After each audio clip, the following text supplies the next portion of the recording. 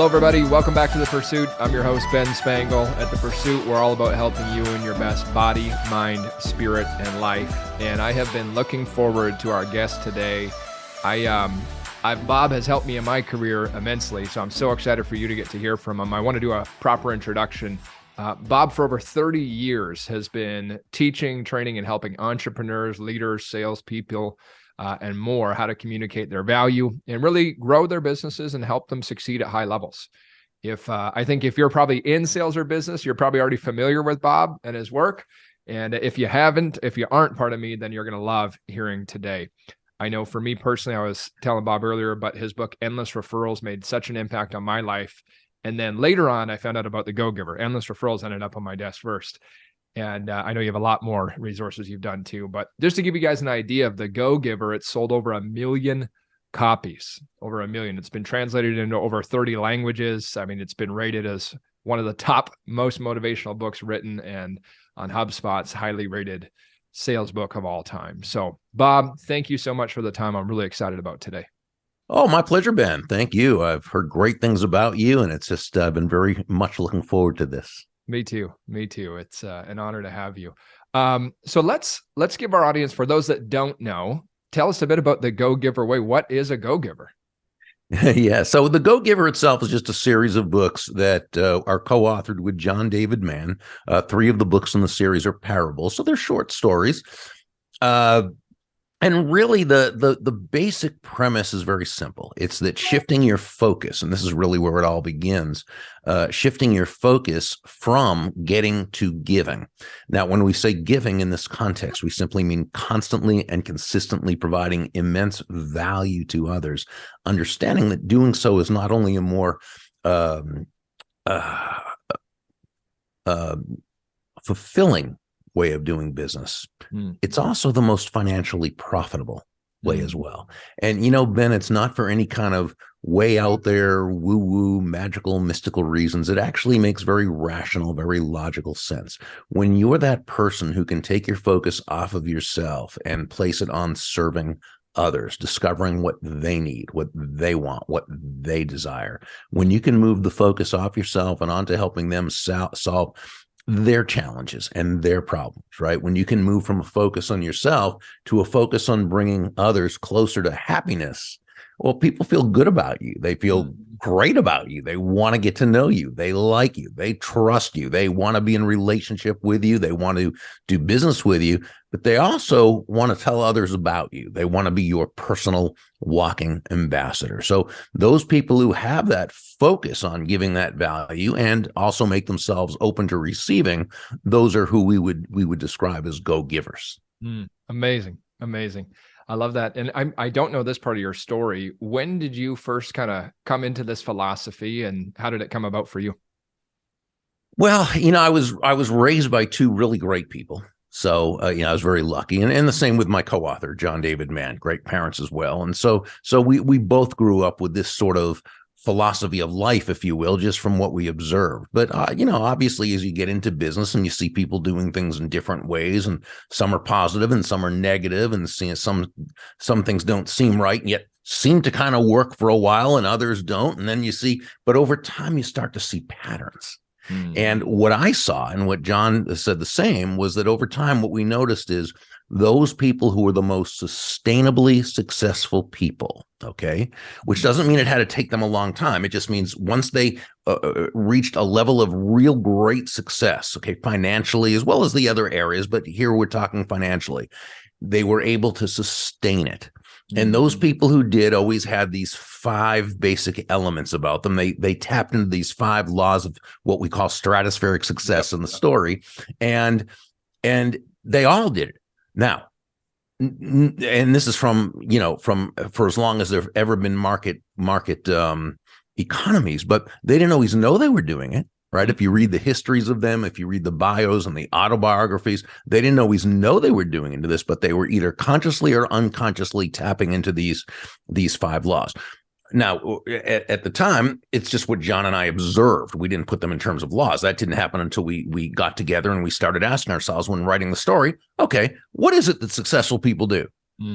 And John and I have both been entrepreneurs. I had a lot of failures, a lot of successes, but John's also, as a writer, he has interviewed some of the most successful people in the world. As a speaker over the last 30 years, I've gotten to appear on stage with some of the most successful.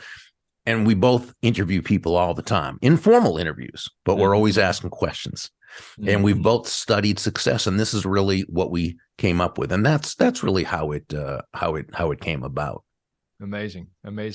I love how you say you both studied success, and I remember Jim Rohn in his great work where he said, if you want to be successful, study success. You want to be wealthy, study wealth. You want to be healthy, study health. That's right. And it's such a powerful thing. So you briefly talked about the 5 laws. Can we just touch on them briefly? I know if you haven't read the book, get the book, but yeah. No, it's okay. I'd be delighted. So the 5 laws themselves are the laws of value, compensation, influence, authenticity, and receptivity. The law of value says your true worth is determined by how much more you give in value than you take in payment. Now, when you first hear that, it sounds a little counterintuitive, right? Give more in value than I take in payment. That sort of sounds like a recipe for bankruptcy, right? Mm-hmm. So we simply have to understand the difference between price and value.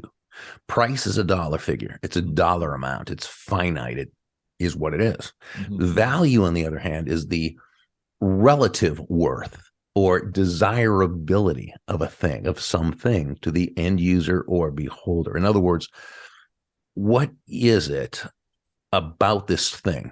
What is it about this product, this service, this concept, this idea that brings so much worth, Ben, or value to another human being that they will willingly exchange their money for it and be glad they did while you make a very healthy profit? A very, very quick example, and just really a surface example, is the accountant who you hire to do your taxes, and she charges you $1,000. That's her fee, literally her price, $1,000. But what value does she give you in exchange?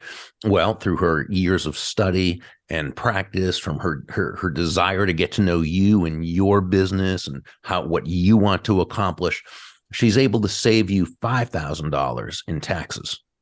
She also saves you countless hours of time, and she provides you and your family with the security and the peace of mind of knowing it was done correctly.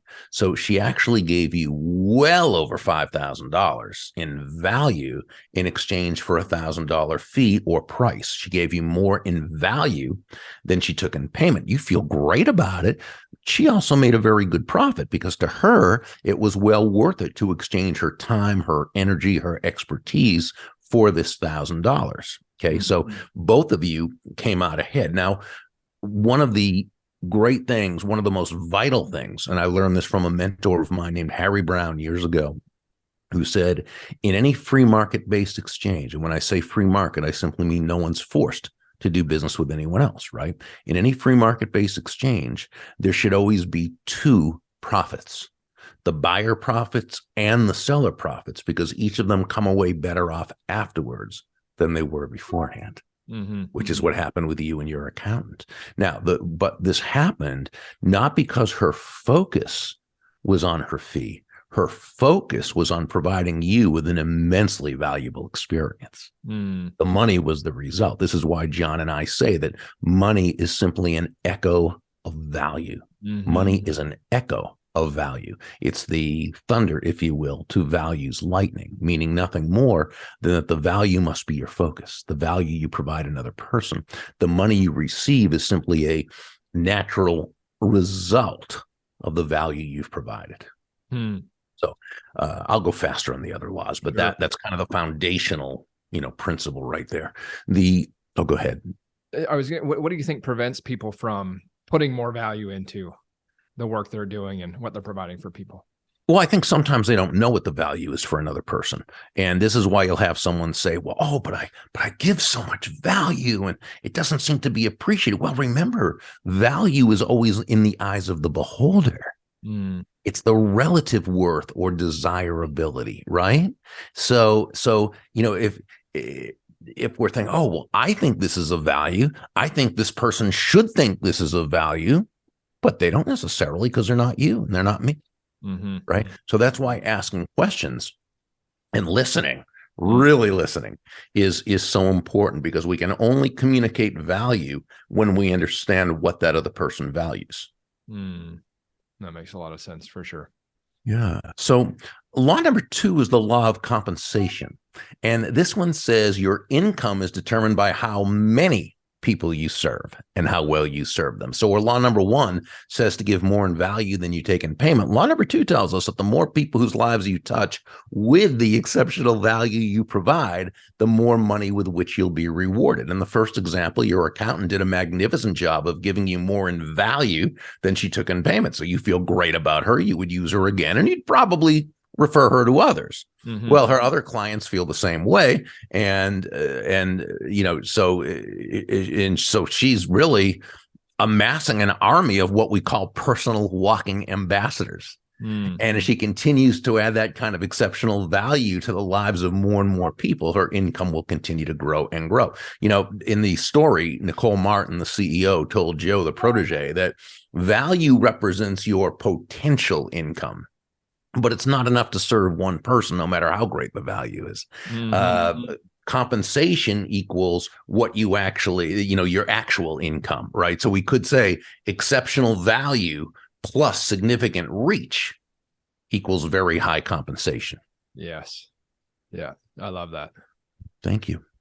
Law number 3 is the law of influence. This says your influence is determined by how abundantly you place other people's interests first.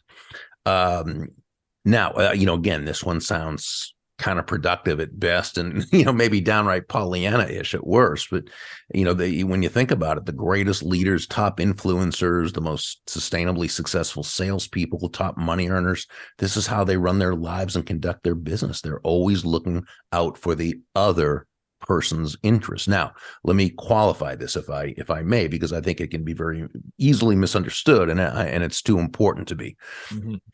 When we say place the other person's interests first, we don't mean that you should be anyone's doormat or a martyr or self-sacrificial in any way. Absolutely not at all.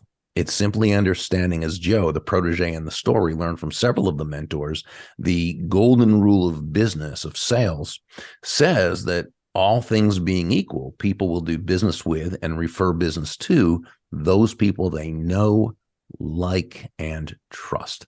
And there's no faster, more powerful, or more effective way to elicit those feelings toward you from others than by, again, as we talked about earlier, genuinely moving from that I focus or me focus to an other focus.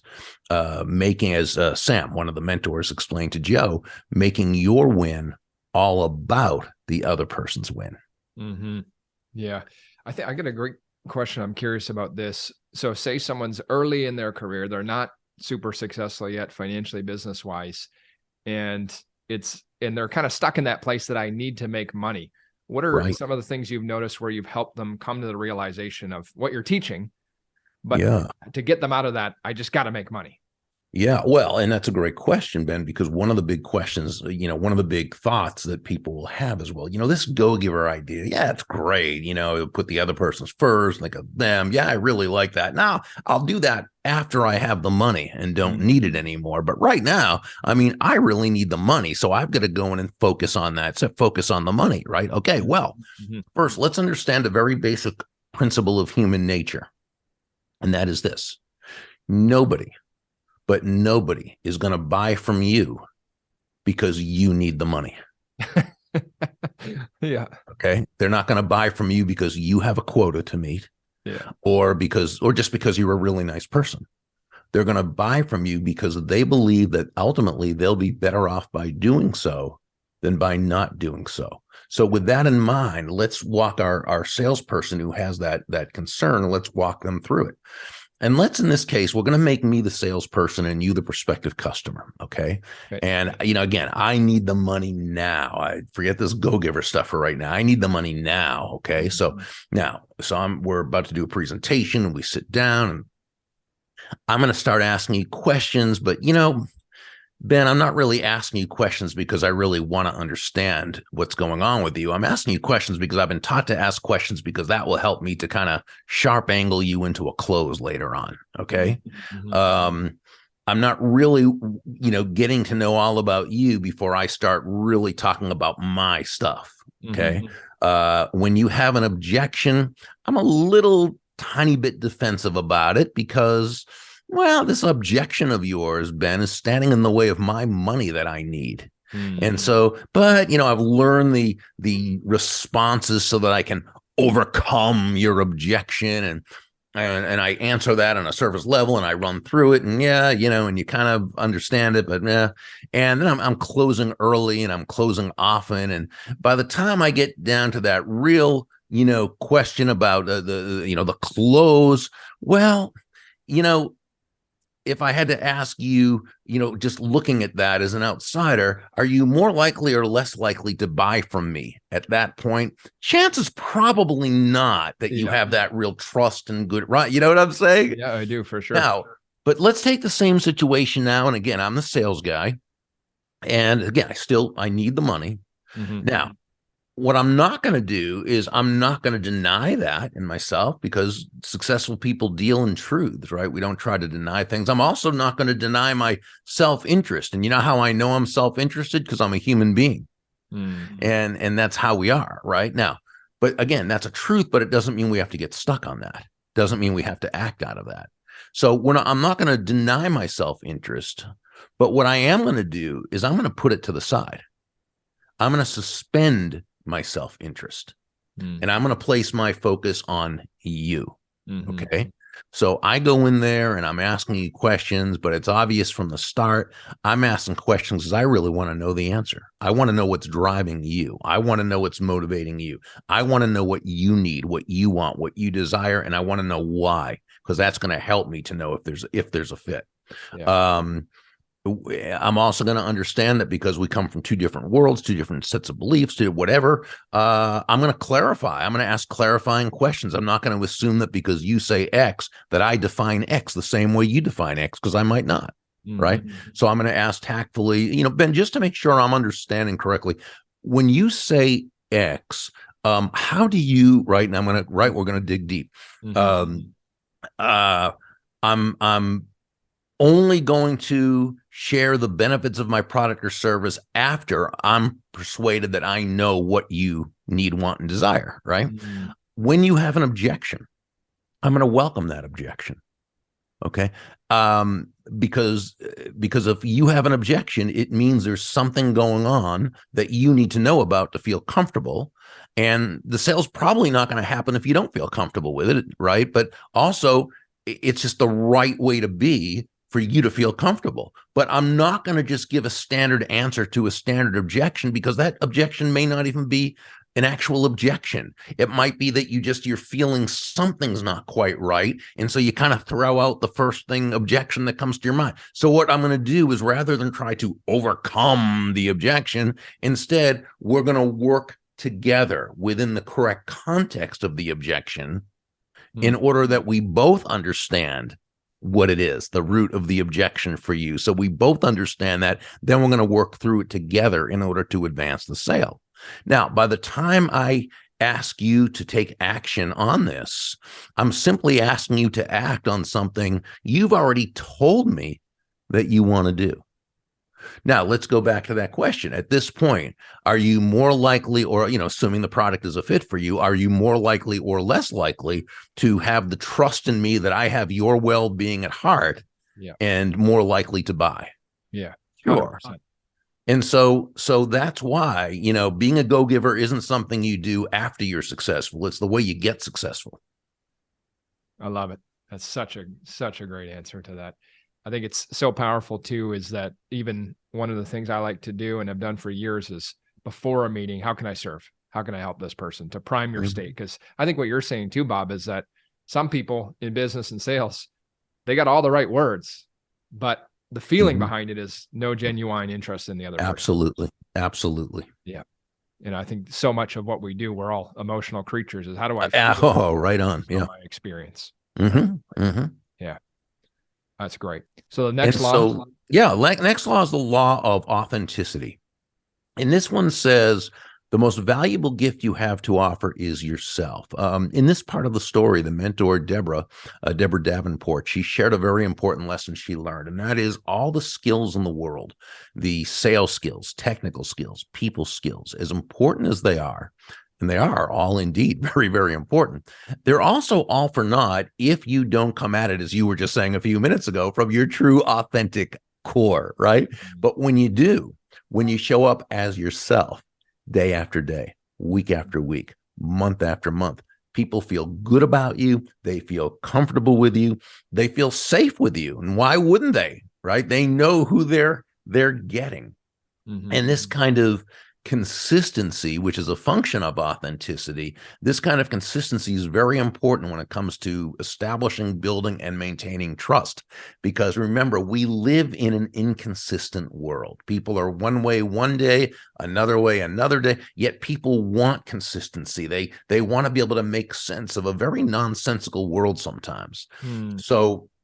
So that's why that person who shows up as themselves is really so far ahead of the game, because people know what to expect. Now, with that in mind, I do believe that a lot of people these days, and I think this is really because of with everything on social media and the internet, that the term authenticity has come to mean something different from what I think it really actually means. It seems these days authenticity means no boundaries. Just get up there and do and say whatever I want, because at least as long as I'm being authentic, a person can be an authentic jerk. Yes. Okay, that doesn't mean it's a good thing, right? And so, this is the person who says, well, I have anger issues and I yell at people a lot. And if I were to act any differently, that wouldn't be authentic of me. That's baloney. That's malarkey. That simply means that person has an authentic problem that person needs to authentically work on. Yeah. In order to become a better, higher, more effective, authentic version of themselves. So we should never use authenticity as an excuse for not growing, but instead use it as impetus and motivation to grow into our best self. My definition of authenticity is very simple. I'm a simple guy, right? So my definitions are usually simple.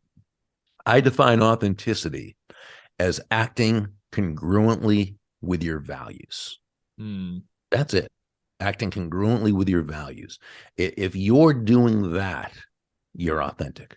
I think it's one of those things that today, I mean, there's people that are certainly very authentic. I mean, everyone is in some areas, right? And then I think sometimes people struggle with being who they really want to be out of fear of being rejected or not liked or whatever it may be. And I'm just curious your perspective on what's a tip or two in terms of, if you're not feeling that way yourself, how can you show up more as the authentic you? Well, I think also some people put on an act of being authentic by doing things they normally wouldn't do because it seems more authentic. So I think in going to your question, it's just be yourself. It's not a lot more complicated than that. Now, you're able to do that the more confidence you have. You have more confidence when you practice more and you study more and you learn more and you place yourself in a position of feeling good about yourself and feeling confident. By the way, it doesn't mean we don't all have those issues when we're not confident in those times. We all go through that, of course. But by and large, to the degree that you're prepared and ready and competent, that's the degree to which you're going to have more confidence. And to the degree you have more confidence, that's the degree you can show up authentically. Why wouldn't you? Authentic people are typically authentic, and truly authentic people are usually confident. Yeah, I love that. One of my favorite mentors is Bob Proctor. And he was kind of the model for Pindar in The Go-Giver. Okay, I did not know that. Yeah, we pictured Bob. He was that kind of elegant, stately guy with, you know what I'm saying, with the hair and the voice, and he was just such a nice, wonderful, giving, sharing human being, all about prosperity for all. He was our model for Pindar. That's amazing. I didn't know that. That's incredible. And I with him, some of my favorite stuff that he ever taught was the idea of just be who you want to be. Yeah. truly be, you only got one life, be who you want to be.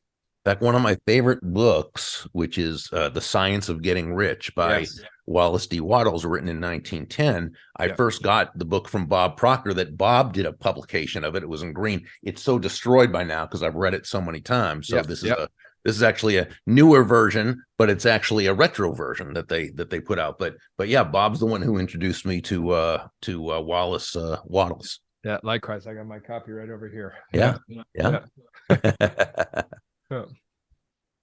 Well, that's so great. That's 4 laws. You want to go the last one? Yeah, I do. This one's actually, to me, I'm excited about this one. I got a question for you after on it. Sure. This is the law of receptivity.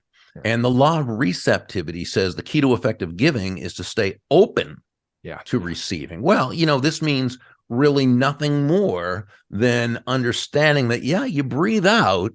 You also have to breathe in. Right? It's not one or the other. You breathe out carbon dioxide, you breathe in oxygen. You breathe out, which is giving, you breathe in, which is receiving. Giving and receiving are not opposite concepts, but the world around us doesn't tell us that. That's right. The world around us is absolutely, Ben, it's absolutely filled with anti-prosperity messages. And we hear it from, with most people from the time we're born through upbringing and environment and schooling and news media and television shows and social media and everywhere, right? And, you'd think, gosh, somebody makes a lot of money. They must have hurt someone to do it or built it on the backs of others or, it's a big world. There's people who do bad things. But for anyone who operates in a market-based system where, again, no one's forced to do business with them, the only way they can make a lot of money is to serve a lot of people with wonderful value, placing the other person's interests first, coming at it from a core of authenticity, and then being able to receive. But, we said giving and receiving, they're not opposite sides. They're 2 sides of the very same coin, and they work in tandem. So it's not, are you a giver or a receiver? No, it's you're a giver and a receiver. But here's what you know that the giving has to come first because that's universal law. And of course, there was no better teacher of laws than Bob Proctor. And what Bob famously said, with any universal law, you can embrace it, right? Or you can ignore it. What you can never do is alter it. And so there are laws of nature, physical nature, economic nature, human nature. But, so let's take one law. You sow before you reap. Never works the other way, not sustainably. We plant before we harvest. We give before we receive. Pindar, early in the story, tells Joe, he says, some people go up to a fireplace with the attitude of, first give me some heat and some fire, then I'll throw on some logs and light a match and, the whole, right? Well, life doesn't work that way.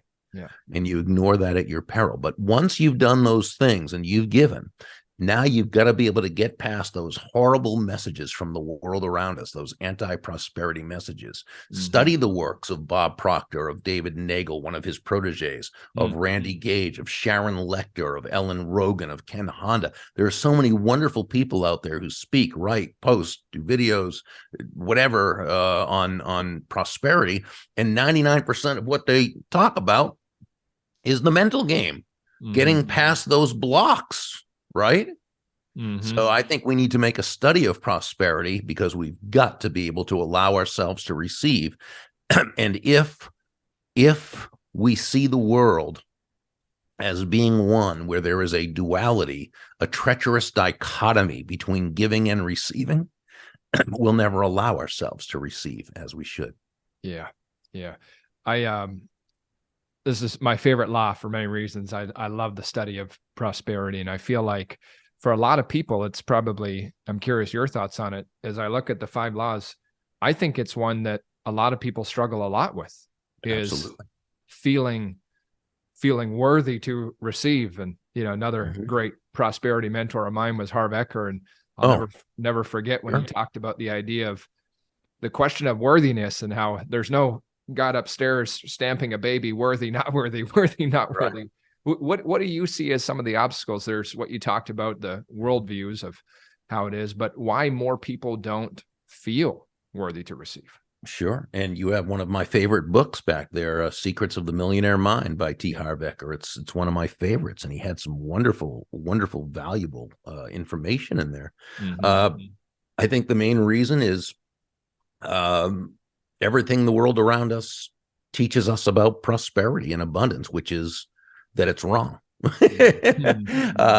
friend Randy Gage, one of the great prosperity mentors and teachers, he has this wonderful vignette, if you ever get a chance to listen to it, about movies and about how in most major movies, especially the ultra successful ones, there are always basically two types of people, right? There are the good people who are generally portrayed as struggling, they're poor, right, but they're honest and hardworking and they're happy, right? Yeah. That's one type. And that type is always being stepped on, stepped over, stepped around, pushed down, pushed over by who? The rich people who are greedy and horrible and terrible and conscienceless, and they have no soul, right? And you see that all the time. And once you're aware of it, especially once you go through his vignette, you can't unsee it in any movie. But he talks about this great line. It's a horrible line, but it's great in that it makes the point. In the first Spider-Man movie, where Peter Parker's on the couch with his sweet Uncle Ben, and they're talking about their finances and everything, and he asks why they're so poor, and Uncle Ben says, "Well, Peter, we may be poor, but at least we're honest." What an absolutely horrendous line. For some young boy or girl, a teenager to hear, to watch, to listen to, because what's the underlying premise of that statement? That if you are honest, you are probably going to be poor. There's not much hope for you because honest people are poor. If you're rich, you probably are not honest. Now, here's the problem. You go through your life with a high, let's say your parents have instilled a high value system in you of being honest. That's your highest value, maybe, right? Well, now you're in a position where you start making some money. You're adding a lot of value to people's lives. The money's starting to come. Well, what's going through your head? Not on a conscious level. That would be okay because you could deal with that. But on an unconscious level, Peter Parker, and by the way, it's not just that movie. It's pretty much every movie, every TV show, all the movie, everywhere you see teachers in school, right? Every right, telling you the same thing. Well, now it's but I don't get it. What did I do? Did I do something wrong? Or what are people going to think of me? And blah blah blah. Does this mean I'm really not a good person? And then so if that's the way you see the world, one of my other favorite books, and excuse me for turning my back. Sure. Here it is. Psycho-Cybernetics by Dr. Maxwell Maltz, published back in 1960. It was the first book. I read this in the 80s. First book I read that really showed me how the way we see the world, our belief system, our subjective truths about the world, what Bob Proctor called paradigms. Yeah, you know that, right? Yeah. That this is how we're going to act within our world, and we can never accomplish more than our most limiting belief. Right. And so that's why, the issue of prosperity is so difficult for so many people. I can't tell you how many people read The Go-Giver and wrote back and said, this is the first book I've read that said, first story I've ever read that said, yes, it's okay to make a lot of money, so long as you provided value first. And so, right. And it was a great compliment, but it shouldn't be that way. Right. Well, it's part of what makes it stand out too, right? Is it gives such incredible advice. And I love your answer on that. And can tell you're a massive student of prosperity and teacher. It's amazing. We're coming to the end here. This has been amazing. Thank you. And everybody, I know you're loving this. You can connect with Bob. Go to his website, burg.com. That's the best place to get information. But you mentioned there's an email, a daily email. Do you want to tell us a bit about that? Yeah. It's called Daily Impact, and we send it out. It's 5 days a week. Okay. And it's just a short message to kind of get the day off in the right spot with encouragement and some how-to in there. It just depends, kind of mix it up a little bit, but it's there to kind of help you, give you something to think about and keep you energized and motivated and inspired throughout the day. So we really just love that and love the letters we receive from people about that. Amazing. Well, thank you so much for your time, Bob. Everybody, thanks for tuning in. I know you love this episode. Make sure to share it with at least one person. When you do, tag Bob, tag myself. And if you're new to the show, click that subscribe button. We'll have in the show notes a link to Bob's daily email there as well. And Bob, just in closing, question for you. It's at the time of the recording, it's a new year. If you could give people one tip, they want to make this year the best year of their lives, what would you want to say to them? I think when it comes right down to it, it's always asking yourself that question, whether you're online or in person or whatever, is what I'm about to say or do or write or post or tweet or whatever, is this likely to add value to my intended target, whoever I'm writing, speaking, thing, whatever. And if the answer is yes, go ahead. And if it's no, then don't do it. Amazing. What a great philosophy to live by. I love it. Thank you so much for your time today, Bob. Oh, thank you. It's been a pleasure.